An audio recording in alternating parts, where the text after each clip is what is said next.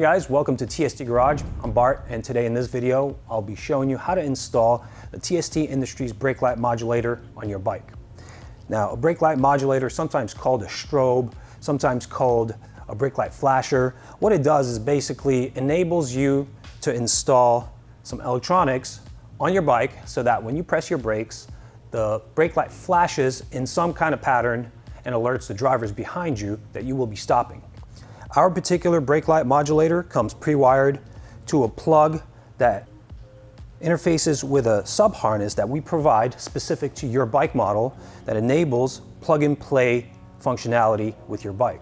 So that means that the installation is really fast and you can do it yourself. Now, the electronics inside, we do have the ability for you to program this unit to 3 different functions and then subsequently adjust the rate of the effect to your liking. Our first programmable mode is strobe alert. This mode will produce 9 flashes and then stay solid for the duration of the brake engagement. Second one is intermittent pulsar. Each cycle will flash 10 times and then pause, and then these cycles will repeat for the duration of the brake engagement. The last available option is pulsar, and this one just basically provides continuous flashing for the duration of the brake engagement. Now we will show you how to install this. It's really simple. And then after the installation chunk, I will show you in detail how to get inside here, how to program the different modes, and how to alter the rate of those different modes. We did think about the safety of such devices during the design phase. So we decided to design this in a way that it will be a pass-through component. In case you experience a failure on board here, it will just pass through your normal brake function, which means you press your brake light lights up, there's just no effect. In case you do experience that failure, we do offer a warranty, so we have guys standing by in our support department that will take your call, email, Facebook message, whatever, and we'll get you replaced. And that's pretty much it. I'm really excited to show you guys just how easy this is to put on and configure. So let's get started.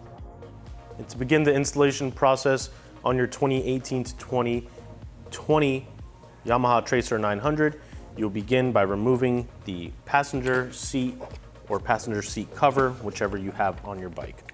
Once you remove the seat, this will give you access to the main plug on the taillight, as well as the 2 Allen key hex key bolts we need to remove from the OEM taillight. So to begin, we're actually going to disconnect the taillight first by pressing down on this little tab and pulling it. You can see there's no wire routing guides here, so it's really easy to maneuver in this trunk space. Next, you'll grab a 4mm hex key or Allen key, and there are 2 outer bolts on the taillight facing the rear of the bike. And the reason we're removing these is because we're actually going to secure the brake light modulator to the brace on the rear of the bike. That way it's not flying around in your trunk compartment while you're riding. With those 2 bolts removed, you can remove the taillight and push it aside. And at this point, you can grab your brake light modulator. We already have it connected to the appropriate harness specific to this bike. I'm just gonna rest it in there and grab one of our zip ties. We are going to snake the zip tie from the front to the rear of the bike. And once you get to the rear, you can actually go ahead and snake it through yet again inside, creating a nice little loop here. We're gonna try and get in between this brace and the push pin underneath it. It's almost in the perfect spot, so we'll lock it in place. We'll grab our second zip tie and do the same on the opposite side.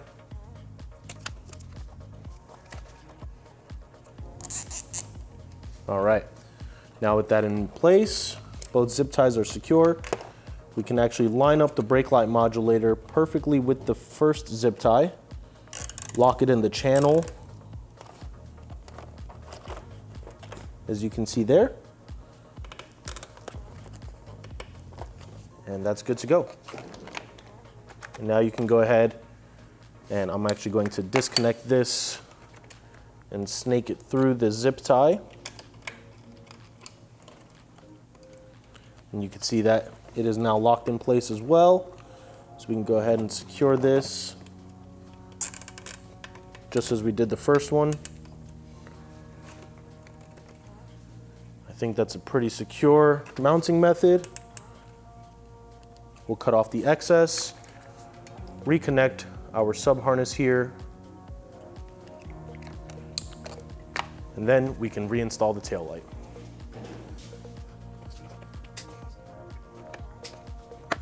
Now we can go ahead and reinstall the OEM tail light.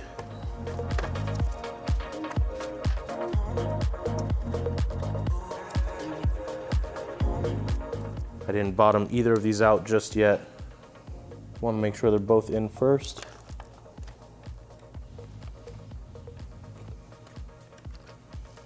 All right, they're both bottomed out. I'll go another 1/8 of the turn, if possible. Perfect. And last step, we connect the sub harness to the tail light, and then to the bike. Push all the wires back here. Check your work. Make sure it does function as intended.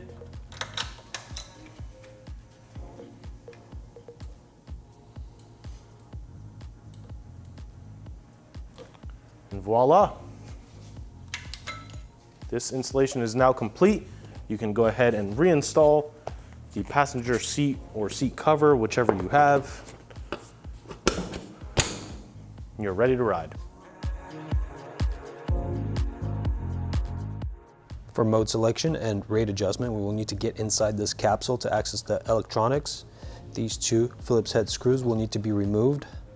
What I like to do is unscrew them until they disengage from their receiving threads and leave them in the cap. Otherwise, it's pretty easy to lose them. If we pull them off with the cap, they are self-captive.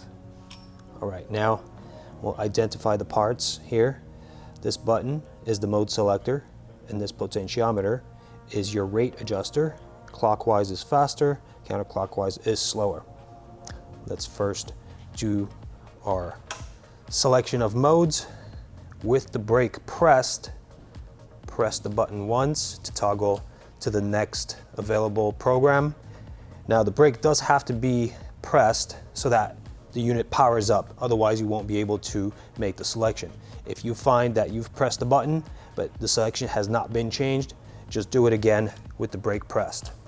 So now we will go on to the next program, press the brake once more, press the button once, and now you're in the next mode.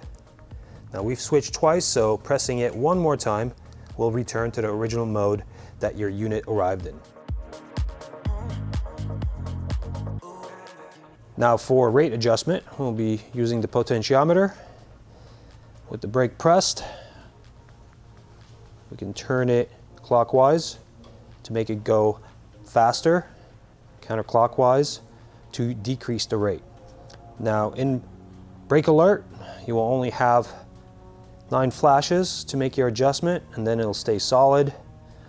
This one doesn't actually lend itself to really fast flashing at the top of the range. Bottom of the range is unusable, so I like to set it somewhere towards 3/4 to maybe 80% clockwise, and that does it for me. Now if we change to the next one, this one is pulsar, and this one just keeps on flashing, so I like to have it going pretty fast here. Choice is really up to you. If you want to explore the next mode, we have the intermittent pulsar. This one to me belongs somewhere close to the top of the range, makes it the most visible. But again, freedom means choice. The decision is ultimately up to you. Once you're done with your adjustment and you're where you want to be with all your modes and rates, replace the cap, Turn the screws back in. And it really is just that simple. Replace your brake light modulator in the space that you decided to keep it, and you're good to go.